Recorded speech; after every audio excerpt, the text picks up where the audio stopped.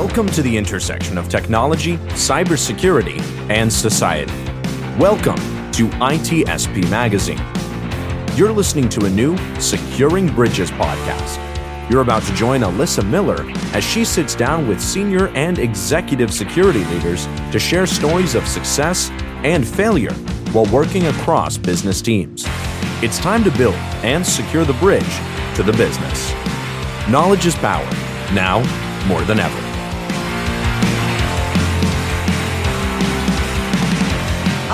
Everybody, welcome aboard. It's yet another episode of Securing Bridges. I'm Alyssa Miller, and as you can see, I'm back on the road again, coming to you live from sunny New York. Believe it or not, it is actually sunny today. It's gorgeous here. So here we are, Securing Bridges. You know this show. We talk all about how do we bridge between business and say maybe that software engineering organization or whatever our core competency is and our security team. Trying to make those conversations happen and draw business value from the things that we're doing in security. And so this week, I have a super cool guest. This just seemed like so perfect. If we're going to talk about how we bridge the gap between security and developers, I thought getting someone in here from Snyk would be great. So here he is with me today. It's Simon Maple. Hey, Simon, how are you? Hey, Alyssa, I'm doing really, really well. And it's an absolute pleasure to do a podcast with you. So I'm really excited for the next, however long this is, to chat with you through this. We'll go 35, 40. You're right. We didn't really tell you that beforehand.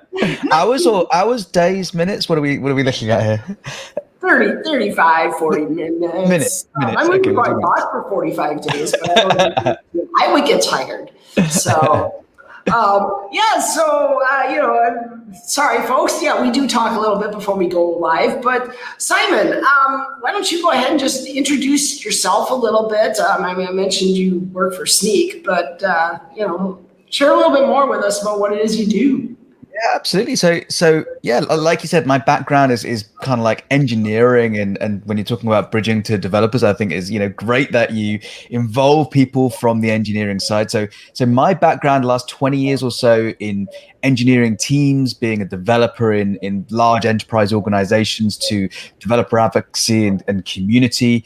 I've been at Snyk now for around 4 years and running the DevRel team and the community teams, and I've moved into a field CTO role, which kind of, it was one of those roles where you think, what is that role? I've never heard of that role before. It's a fairly new role, which I would probably say over the last few years is picking up speed a little bit, but it's really about looking at the market, looking at how people are dealing with a technology or a practice or process. So, for example, obviously I'm working for a security company, so looking at how developers and security are working together, what the best practices are, what the pitfalls are, and really learning from others and sharing that knowledge across many of our customers and other folks in the community that we chat with.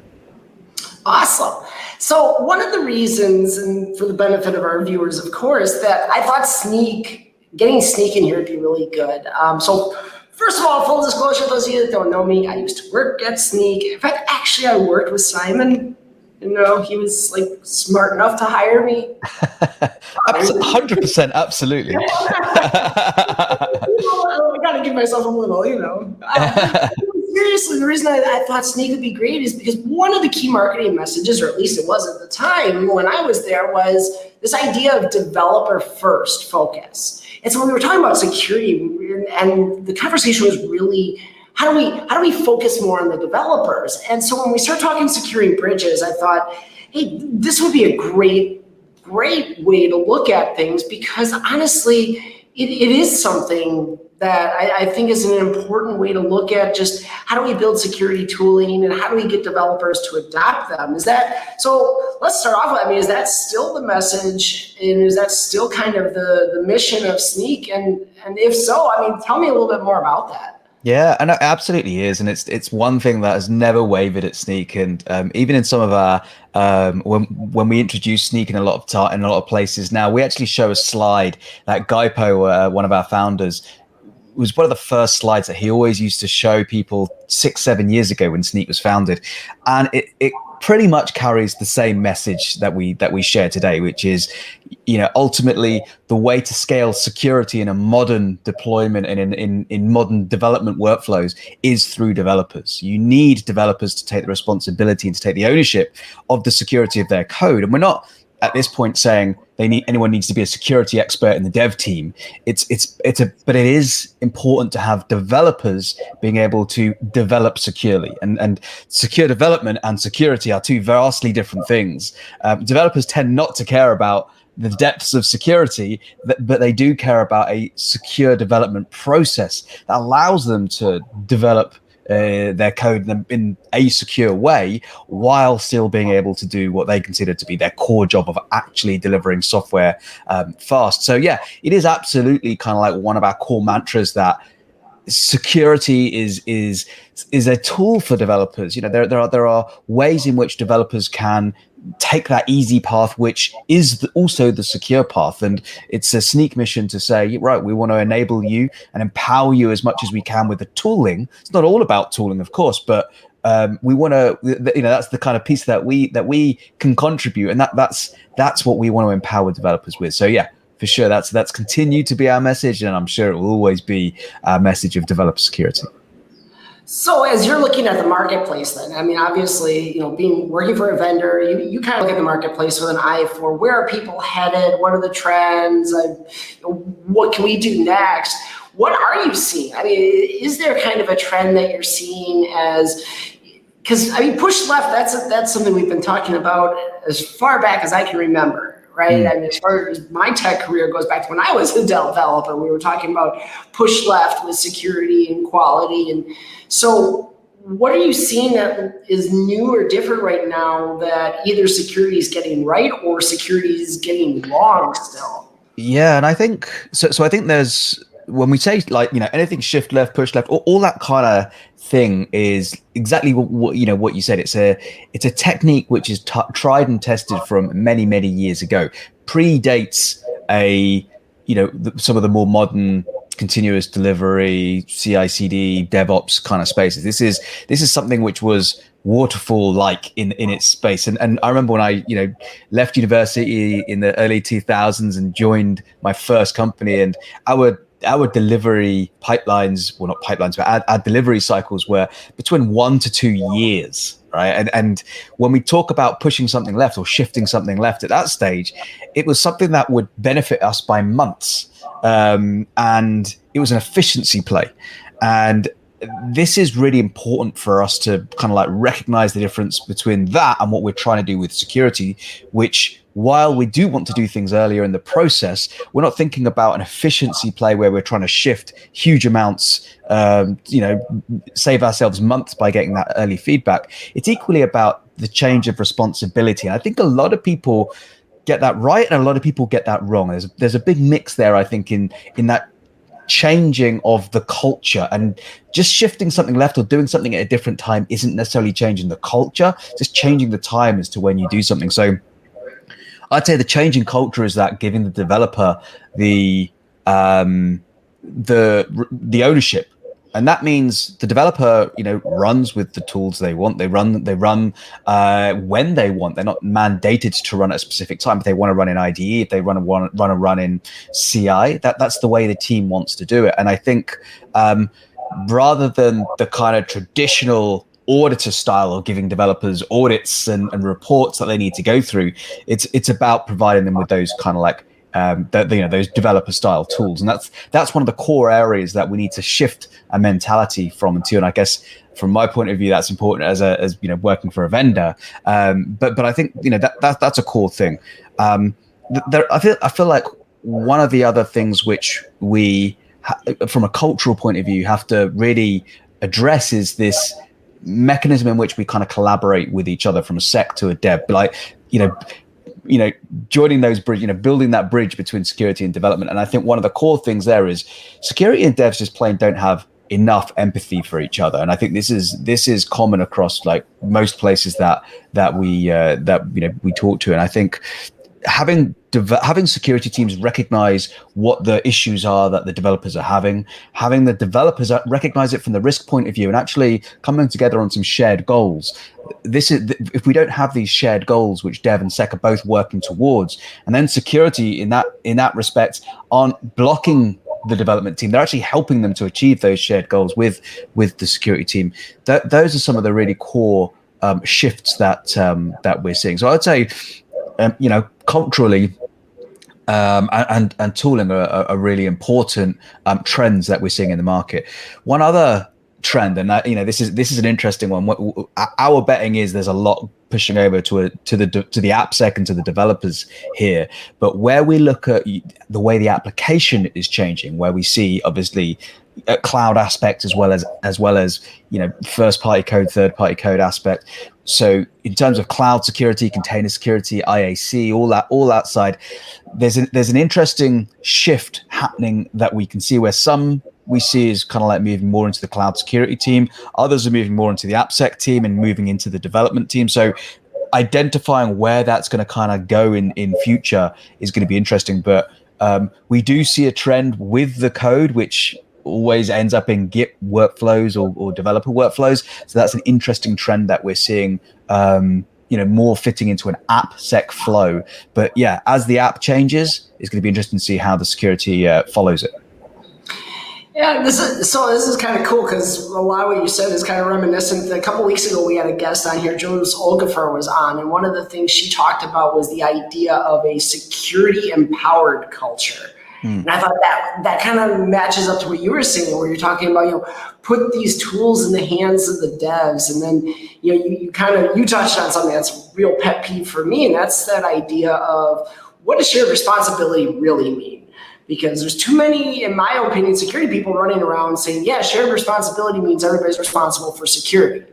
Well, yeah, but it means more than that, because now security, as you kind of mentioned, you have to take on some responsibility for how do we make development and deployment more efficient. And so I think that's, seeing where we're starting to shift that way, and hearing that that's kind of a trend, whether it's necessity or innovation that's driving that, is a good sign. Are there specific things that you're seeing organizations start to dig into that are maybe different ways they're building their security program, or how they're addressing that to kind of create that additional culture? I mean, I think there's two things that I would say.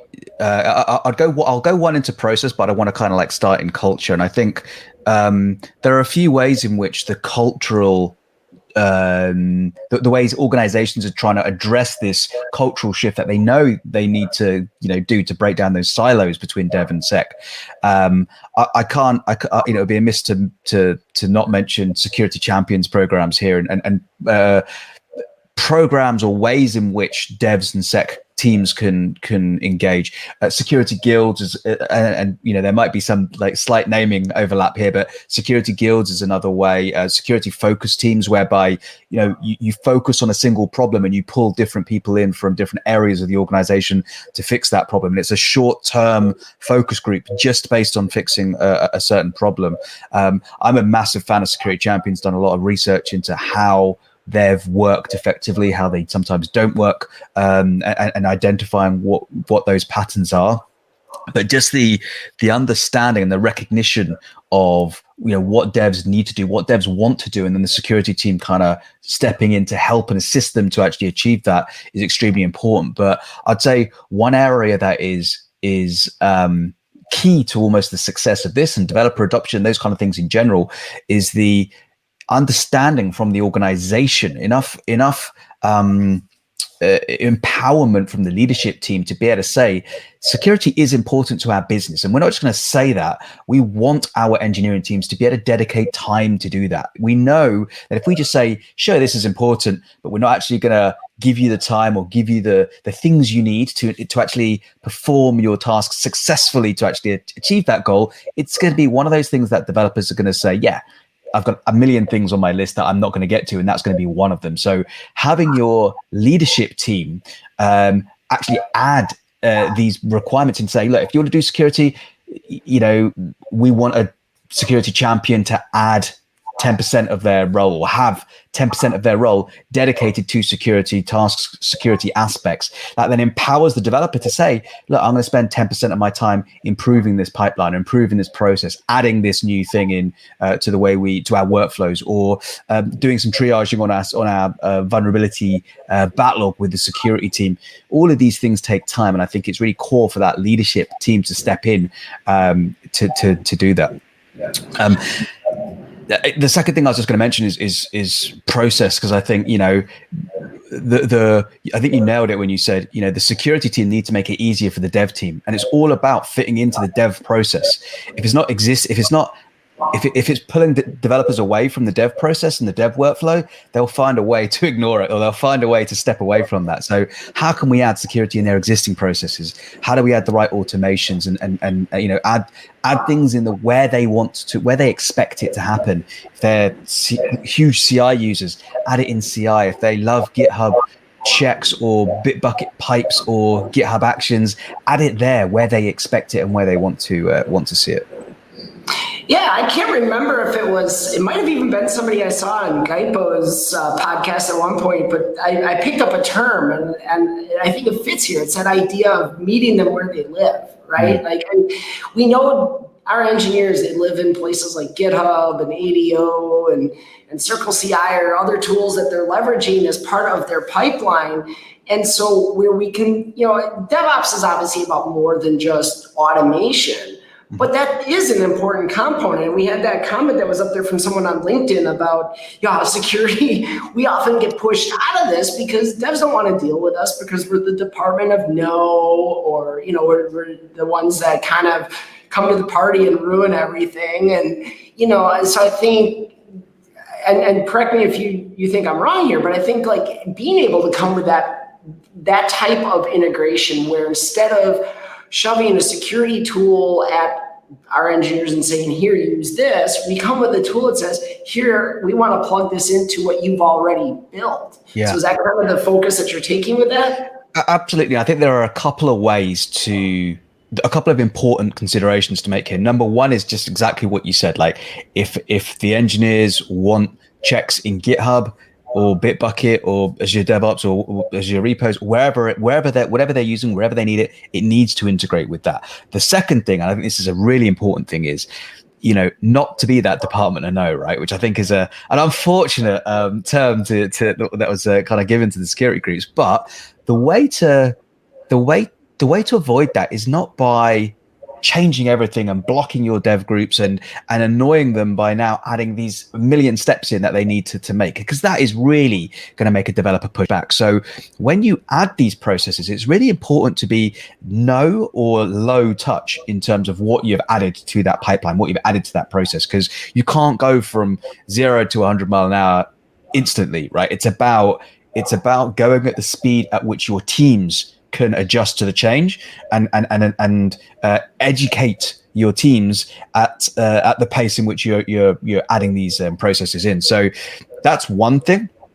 And the second thing I'd say is also don't assume just because one team can, even in your organization, even in your department, even just because one team can adopt security practices at a certain pace, that every single team can do exactly the same thing and want to consume it in the same way. So treat every team differently. Maybe you can group some up that act similarly, or want to, their technology maturity, their security maturity, DevSecOps maturity is similar, and that's really, really important. So, yeah, start with that low touch. So maybe, let's say we're adding pull request checks in as a good example, right? We don't want to block anything initially, right? Unless, you know, there is a space that we want to get to, which may include blocking, may not include blocking, but we don't want to block anything initially. We want, you know, as many checks as what they've got today.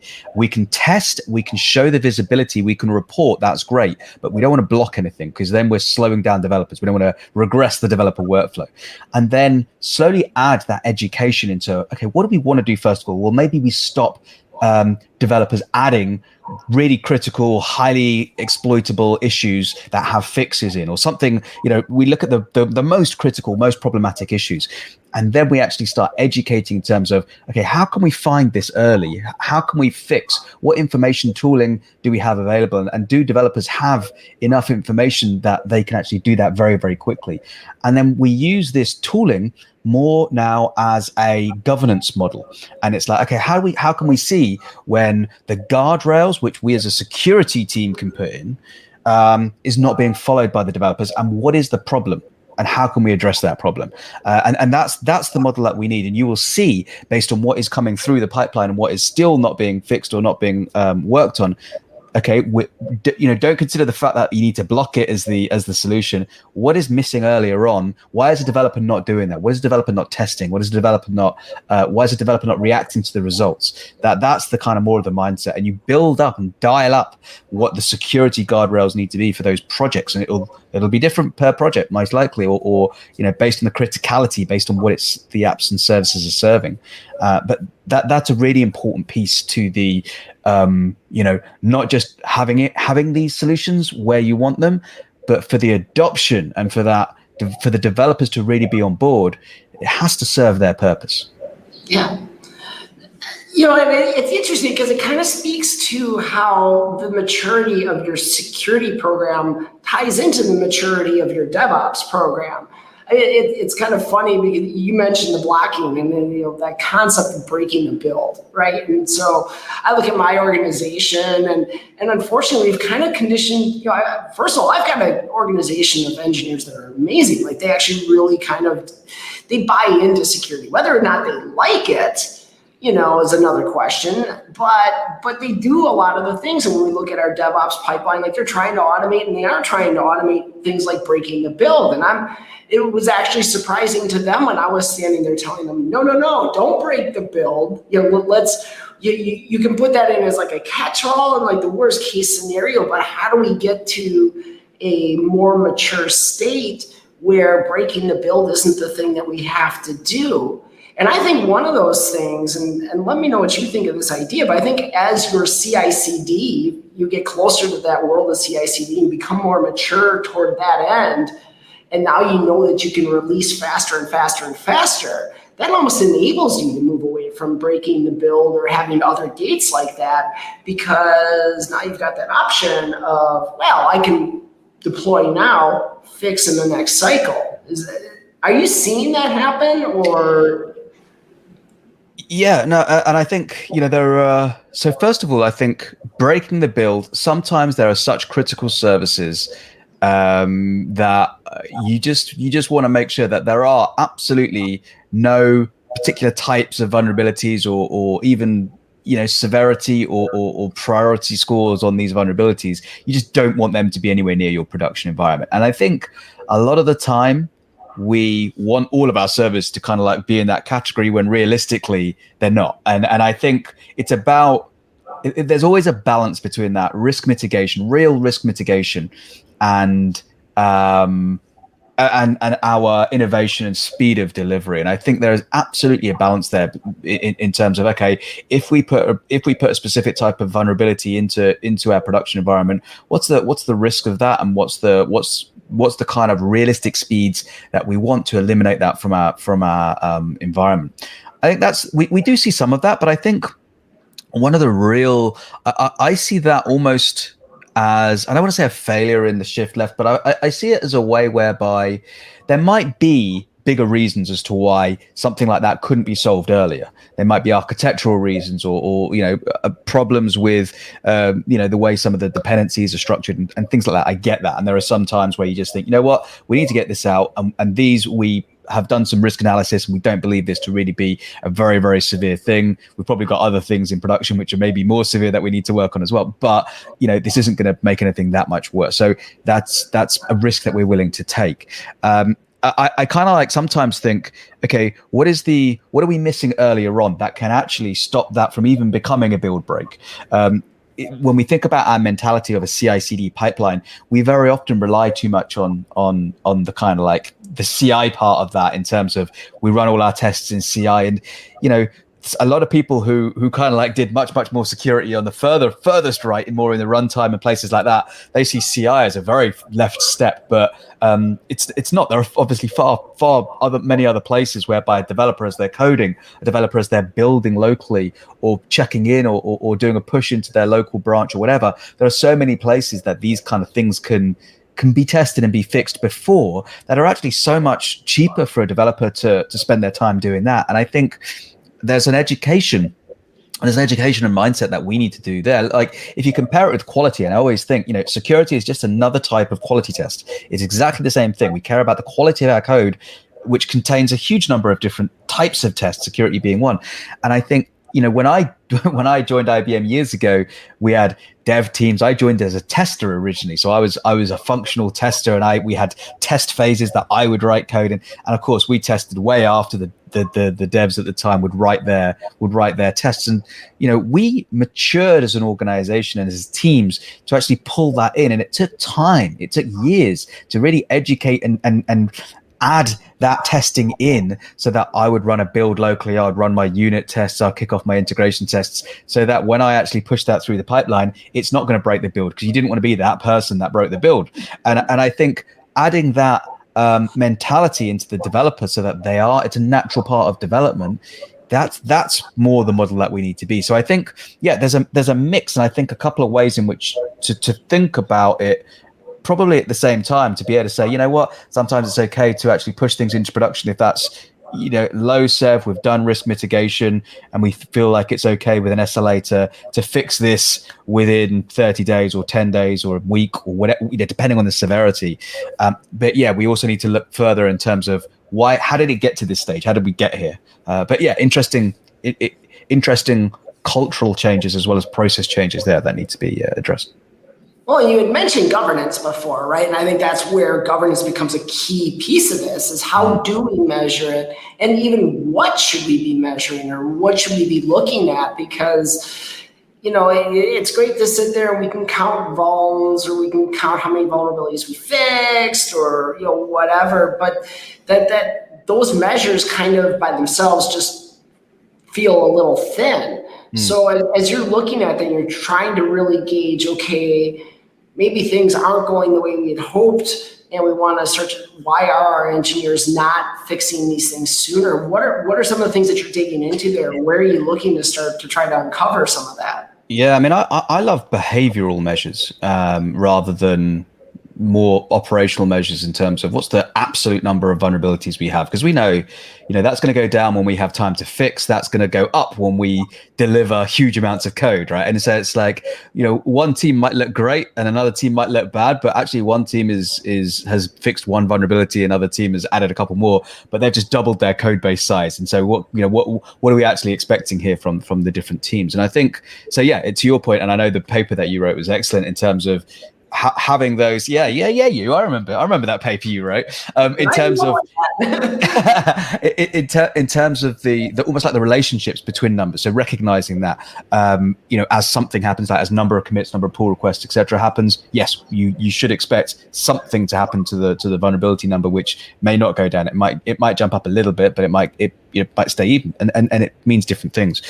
I love, like I say, the more behavioral metrics. So I love the idea of being able to say, in fact, I'll go back to one of the things that I mentioned with the security champions programs. I spoke with a number of different organizations that do sec champions programs, and one of the core things which a number of teams did very, very well was scorecards. And when a developer became a security champion, what they did was they said, okay, let's fill out this scorecard initially, and you can almost like self-assess what you're doing, how you're doing it. And I think that's great for the developer to self-assess, or the team to self-assess. And then once they've done that, okay, the next thing is, okay, what do you want to improve? What is the most painful thing from your team that we as a security team can help with? And being able to almost, our core goal as security organizations or as businesses is to make sure we were better at security now. We've improved our security posture more today than we were yesterday. We're getting better. That's our goal, right? And so one of the great ways of being able to do that is say, well, actually, do you know what? Our behavior is changing. The way we are looking at this, the way we're addressing this is changing. And we can show this month over month, quarter over quarter, and you can see the areas which we're digging into. And I think metrics and things which we can look at could actually be behavioral as well. What is the average time for us when we introduce a vulnerability to fix it? What are the types of vulnerabilities that we're most interested in? Can we bring that specific type of vulnerability down? Or is there an education that we can introduce that will actually perform that, the right behavior that we want based on the areas of threat that we have? So for me, those are the very, very interesting areas. And I think Patrick Dubois, of course, the famed DevOps, godfather of DevOps, I think they once called him, or father of DevOps. One of the things that Patrick once did some interesting work around is this kind of like the 3 nines, 4 nines, 5 nines model that we tend to use more for a reliability or an uptime style model. One of the things that he was interested in there is based on our behavior. If we start at 100, how low does that get based on, if our mean time to remediate, or if, it drops below a certain SLA or something like that, then, pieces drop. And we almost like rank our behavior over time based on the number of 9. So there are some interesting ways that I think that can be, that are much better and much more realistic to what's happening in the organization than just operational metrics. So can those metrics, as we build those, I mean, obviously we typically think of metrics as, okay, I can use this to measure success or whatnot. But now when you're talking, especially, you're talking about what Patrick's done, or even just in general sense, when you think about metrics, can that actually help us drive adoption? And actually, is there a way that can actually help encourage, rather than being so much of an oversight, actually make it something that's more proactive and motivates engineers?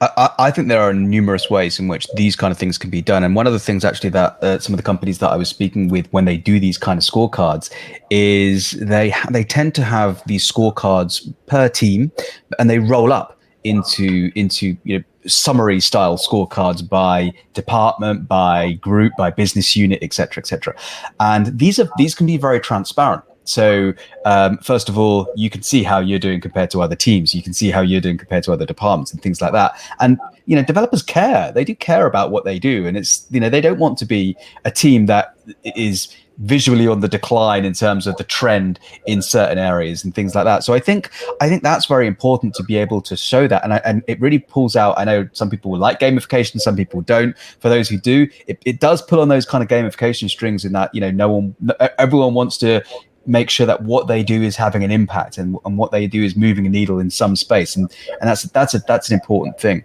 I think also what they can do, which is really important, is allow a developer or a development team to be able to say, do you know what, we're going to prioritize security this, over the next few sprints, not entirely dedicate them to security necessarily. I prefer it to be a part of sprints going forward, but we're going to increase or decrease, based on how that scorecard is looking. I always think it's okay for your security to go up and down, if you know about it and if you have reasons behind it, because these scorecards are best, in my opinion, when they're not just security scorecards, when they show the health really of the application in general. So your typical performance, your reliability, and all these other delivery of features and things like that. And so as your security is starting to look a little bit rocky, or if you want it to just improve it in general, in terms of over time, the numbers, this gives development teams the ability to say, look, this is what we're doing, and this is why we're doing it. This is what we want to achieve, and it gives them the empowerment to say, this is why we're doing it.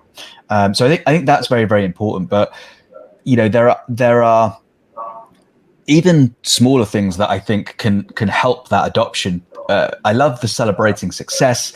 I love the recognition that teams or developers can get from what they've achieved or what they can do. If a developer does something good, call them out in the team meeting, call them out in the department meeting, whatever. Make sure there's a way that other development teams or other developers can follow what that person has done. So make sure it's documented, maybe, or help them to document it. How can we show other teams the success of this? If a team has introduced something, make sure that that's documented, make sure that's shareable to others that want to achieve the same thing. And of course, this is something which at the broader level, it needs to come from the engineers. It needs to come from the engineering teams. We can't just have the security team saying, look at this dev, weren't they great? It needs to come from a VP of engineering, a CTO, the director of engineering, to say, this is something important to us as a development organization and us as a business. We are recognizing this individual for what they did from the security side. And that carries huge amounts, shouts much more volume and carries much more water in terms of, an accomplishment and encouragement to other developers to do that, knowing they can get that recognition from their own part of the organization. So yeah, huge amounts of extra engagement you can get from the dev team through that and through metrics like you mentioned with scorecards and things like that as well. No, that's awesome, and I love that we keep tying this. We keep coming back to that Security Champions program in particular. I know you mentioned that you had done a considerable amount of research. It's there's actually a lot of activity I'm aware of, and in fact, it's the first thing that I'm building as part of my security program now at S&P. And it's now I know you recently released the Security Champions playbook at Sneak. And I know we're also getting close to the end of our time. So I thought one thing I'd like to ask, though, is there something we haven't really covered yet? Or what do you feel is like the really important thing that you and I haven't talked about yet that people might find in that playbook that they really should be checking out? I mean, what's like a core concept or something that really is just, if I want to be successful with a Security Champions program, what should I be looking at? Yeah, I would say, so I think a couple that we've already discussed is, one is it's great to have that bottom up kind of like way of, engage, making sure developers can get engaged in security, but it's really important to have that top down support. So I think having engineering teams, engineering leads, as well as security leads backing the program and allow developers having time to do work in those programs is core. The second thing I was going to mention is scorecards. Getting people to do scorecards and self-assess is a great way to allow them to, in their security champions programs or groups, ask them the question, what do you want to do over the next quarter? What do you want to do? What's your goal as a dev team in the next half year? And then group them together with other security champions to be able to say, look, you've all got common goals. Let's work together as a small focus team or a small team to actually work out how we can accomplish this together. But I think one of the core things which goes without saying for any community, I think, but is really important to talk about in a security champions space is, right at the start, we talked about how devs and security very often, they lack empathy for each other. They lack the perspective in terms of each other's opinion, each other's where we're coming from. I think one core aspect is when you're building a security champions program, always ask yourself, what's in it for the developer? The developer is your customer there. If you're building a program whereby you're asking the question, what can I get out of it as a security team? Or how can I benefit as a security team? You won't get a security champions program to actually be enjoyable for developers to actually join. You need to think, what is the value, in the same way as like a community? Why would a community member join my community? What is the value that they're going to get from this community? And that's what, when you create your program and create your structure in, maybe it's monthly calls, maybe it's, weekly, maybe it's education here and there. What is it that the developers want? Because if you can't provide them with the value, they'll tune out of the community. So I think at its core, that is one of the things which we felt very passionately about when talking with others and hearing very passionately from others about this. Get your developers involved in the program. Those are some of the core things for me that are important.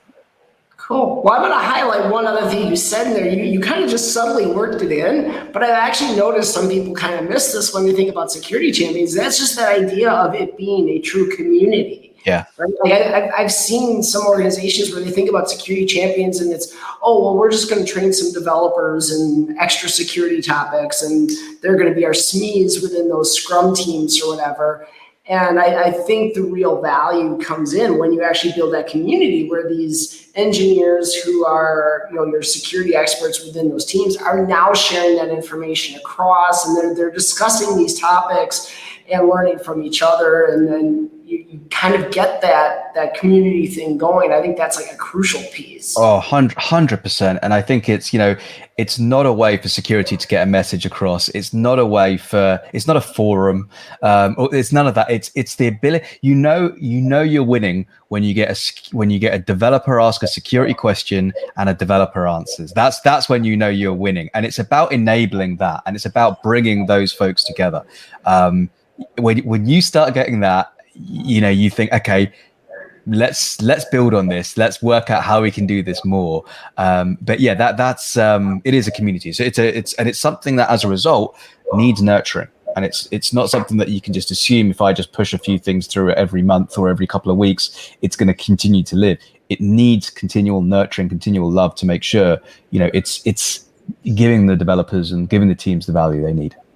Yeah, and that was like the perfect way to end it, because you mentioned it. You get a developer answering a developer on a security question. That's that culture that we were talking about at the very beginning of the show. And so I think this is a perfect way to wrap it up, because again, we probably could have gone on for 45 days. Sleep and things would be important. But no, it's been wonderful, Simon. I really appreciate you joining us today. I think it's been hopefully really impactful for people. I know I've actually learned quite a bit from the talk today, and hopefully all of you out there did too. Just a reminder, we'll be back here next week and every week. Give it a day or two. We'll have this up on podcasts. We are now available on all of the major podcast platforms: Apple Podcasts, Google Podcasts, Spotify, you name it, we're out there. So if you don't want to watch the video replays, you can always subscribe to those podcast channels. Next week, we're going to have Andy Ellis on. So that's going to be another super exciting show for those of you that know who Andy is or maybe know him personally. I'm really looking forward to that conversation too. But this has been an amazing conversation today. So Simon, thank you so much for being here. I really appreciate it. Thank you. I will never say no to a chat with you, Alyssa. So anytime. Thank you very much for inviting me. Awesome. Terrific. And to all of you, thank you for joining us. That's all the time we've got for today, but we'll see you next week right here on Securing Bridges. Take care. We hope you enjoyed this episode of Securing Bridges podcast with Alyssa Miller. If you learned something new and this podcast made you think, then share itspmagazine.com with your friends, family, and colleagues. If you represent a company and wish to associate your brand with our conversations, sponsor one or more of our podcast channels. We hope you will come back for more stories and follow us on our journey. You can always find us at the intersection of technology, cybersecurity, and society.